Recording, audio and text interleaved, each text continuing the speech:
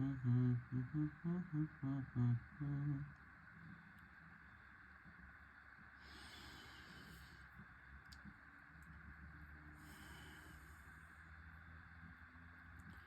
was listening to Ram Dass this morning, and he read out an excerpt from a book someone had written called a manual. And a manual, according to him, is what did he say?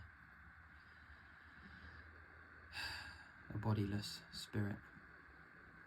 And he spoke through another person, but anyway, that's not so important, but it is funny. And Emmanuel was saying,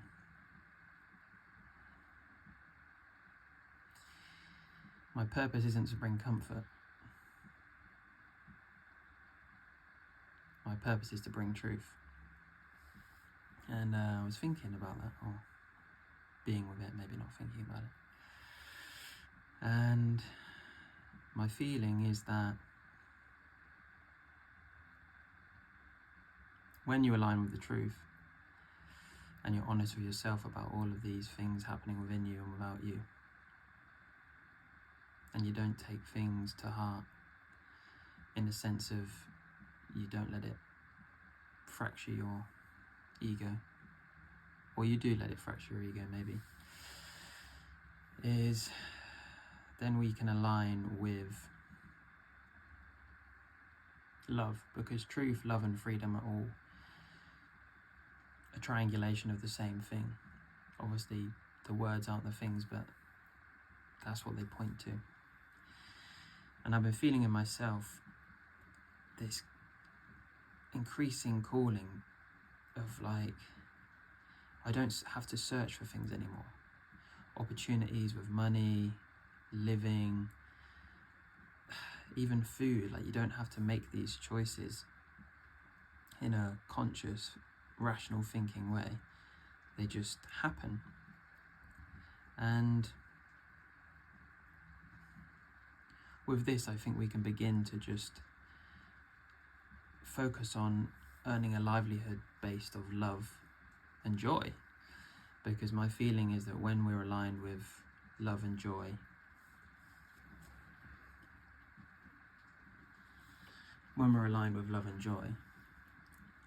whatever we create helps others.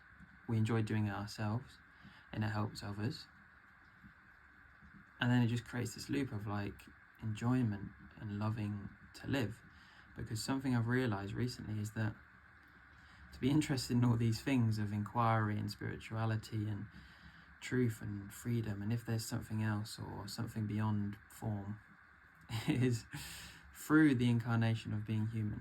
Whatever this is, whether it ends here or doesn't end here, we are here. We're in a body. There is a body. There's all these things.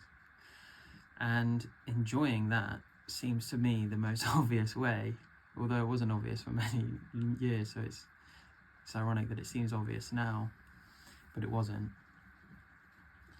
But to enjoy life, to enjoy eating food, to enjoy the materiality, because we're in material form, so it makes sense to enjoy it. Now that doesn't mean we have to overindulge and be greedy and to attach to it and cling to it, because it's all going to go, right? When we die, which we all are gonna, it all is let go. But that doesn't mean we don't enjoy it, because trying to push it away, like, oh, I don't want to be attached, is admitting you're attached, right? And when we say, oh, I really don't miss that person, I don't miss them, everyone who's around them knows that, oh, they really miss them, because otherwise they wouldn't mention it. You know, we're always telling the truth, actually.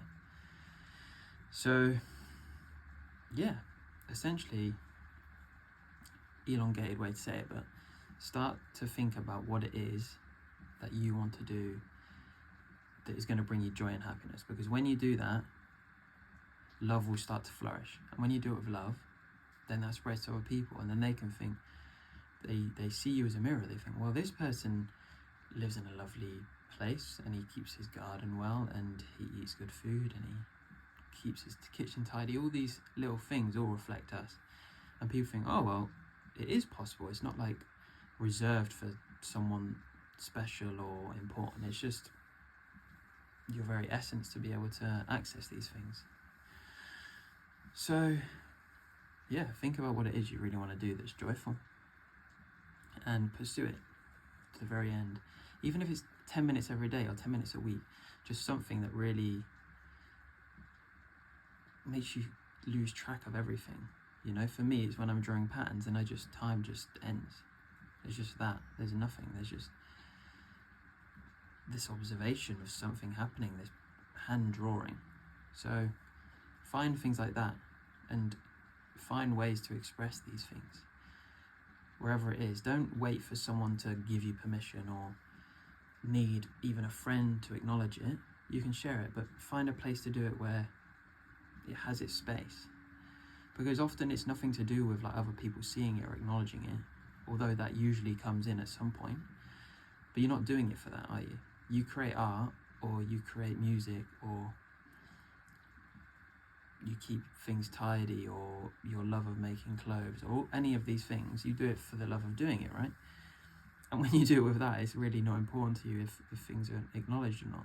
You just trust that everything is going to figure itself out. Because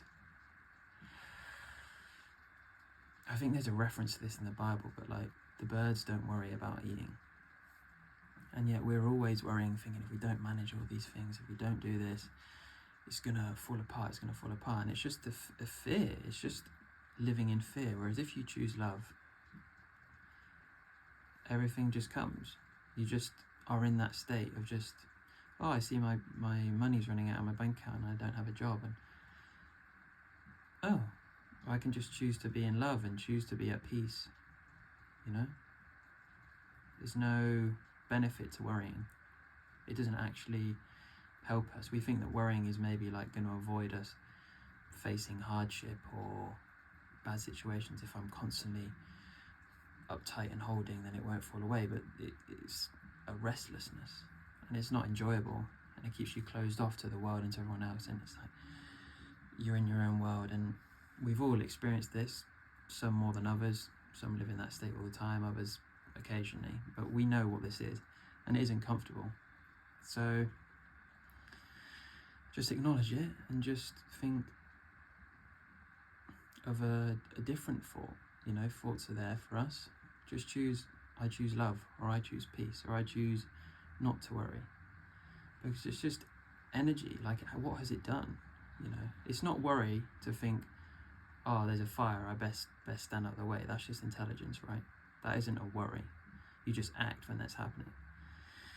But to just worry for the sake of it just seems it's a waste of energy. So yeah, that's me for now. But yeah, peace.